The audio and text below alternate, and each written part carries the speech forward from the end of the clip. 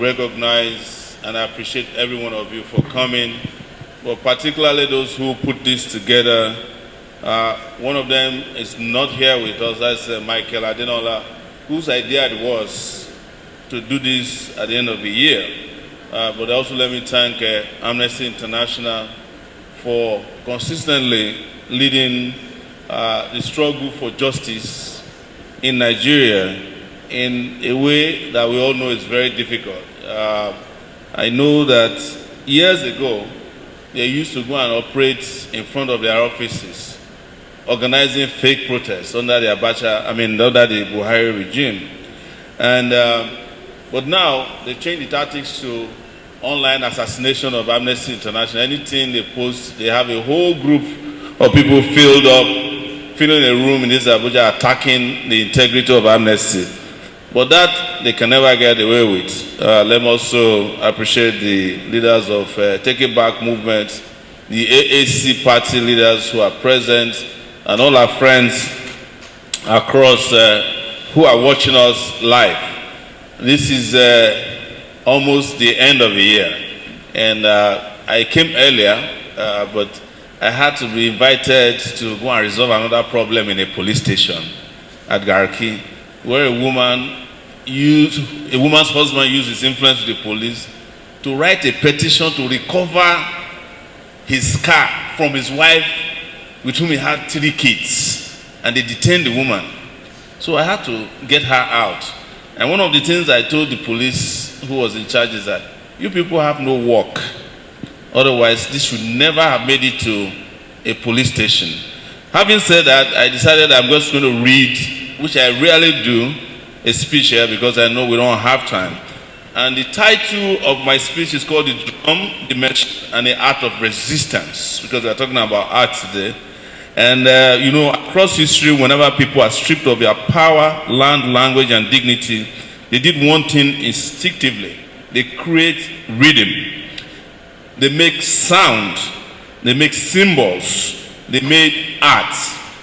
Because long before resistance had microphones, social media, it had the drum, what you have in front of us. Resistance started with enslaved Africans. The drum was not just an instrument for them, it was language, it was memory, and it was strategy. Colonial authorities understood this very well. So when they came, one of the things they feared most was the drum. And as a matter of fact, they banned the use of the drum. I'm talking about the colonial masters across Africa. Because they knew that when Africans have a hand on a drum, they use bata, djembe, aka drums. They were not for entertainment alone, they were systems of communication for resistance. Through talking drums, the one we call gongon, and percussive dance, parting of the juba, the ring shouts, stepping, enslaved people sent coded messages across plantations and territories. Messages that the enslavers themselves could hear but could not understand. All right?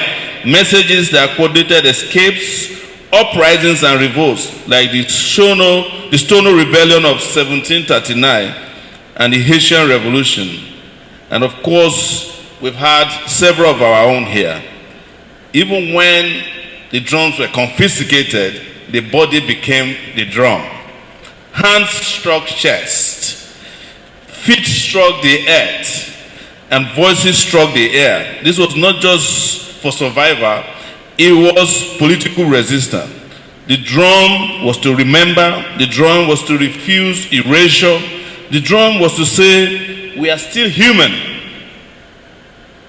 Fast forward to today, the plantation is gone, but exploitation remains with us. The overseer is gone, but the surveillance remains. The drum once again has evolved. Today, the computer is the new drum. Laptops, drum machines, MIDI controllers, digital audio workstations have become tools for resistance. They have democratized rhythm. You no longer need permission from a studio, a label, or a gatekeeper to speak. Anyone with a computer can create, record, distribute sounds across the world. Hip-hop, drum and bass, and electronic music. There are not accidents of culture, there are remake rebellions, both against the entrepreneurs and against the system. Soundtrack of injustice, poverty, racism, police violence, and survival. True machines, artists fuse ancestral rhythms with digital precision. They create hybrid languages, human feelings inside mechanical beats. The same resistant logic expressed through new tools. And unlike the past, today's rhythms are archived instantaneously, shared globally, multiplied endlessly, creating a digital diaspora of resistance. Music is one I want to talk about next. It occupies a unique place in resistance because it does what speeches and statistics often cannot do. It moves the body and the soul at the same time. Music is memory that you can dance to. Music is grief you can sing through. Music is anger given discipline and form. From spirituals, songs in bondage, to freedom songs in the civil rights movement in the US, to protest anthems against apartheid, dictatorship, and police brutality like we did with NSAS, music has always been an emotional infrastructure of resistance. It sustains movements when hope is thin. It carries truth when words are dangerous. It allows people to feel free even when they are not yet free. That is music for you. It's a weapon too, according to Fela. Music collapses fear. It synchronizes breath, footsteps, and courage. When people chant and sing together, repression loses its power to isolate. Music turns crowds into collective will. In resistance, music is not decoration, it is coordination, it is healing. It is defiance made very audible. And now, resistance has expanded beyond sound. Today, resistance is visual, it is physical, it's performative. Graffiti that you see on walls, murals that you see on highways, banners on the street, bodies standing unarmed before armored tanks is now art. Art gives movement visibility, turns pain into symbols that can never be ignored. The raised feet, the mirror sheet, and the mural that refuses to fade. Art reclaims space. When a wall speaks, power listens. When bodies perform in music, authority is unsettled. And when art enters protest, it transforms demonstration into collective resistance. And most importantly, art builds community. And this is why we're all here today. When people sing together, paint together, drum together, and march together, they stop being individuals, they become a people, united, who can never be defeated. From the enslaved drummers risking death to send a message, to the producer creating beats in a bedroom, to the singer leading a crowd in defiance, to the activist painting truth on the wall, the tools change, the medium evolves, but the function remains the same. It carries memory, mobilizes action, it humanizes the struggle, it gives courage rhythms and gives hope a voice.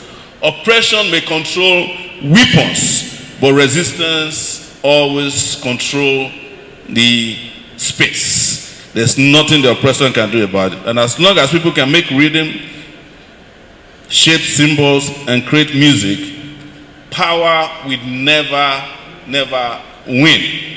I want to thank you so much, and I declare open the art of resistance in the room. Thank you for listening. Aluta continua, Victoria Asata. Good afternoon. Thank you so much, sir. Let's put our hands together for him as he goes up the stage.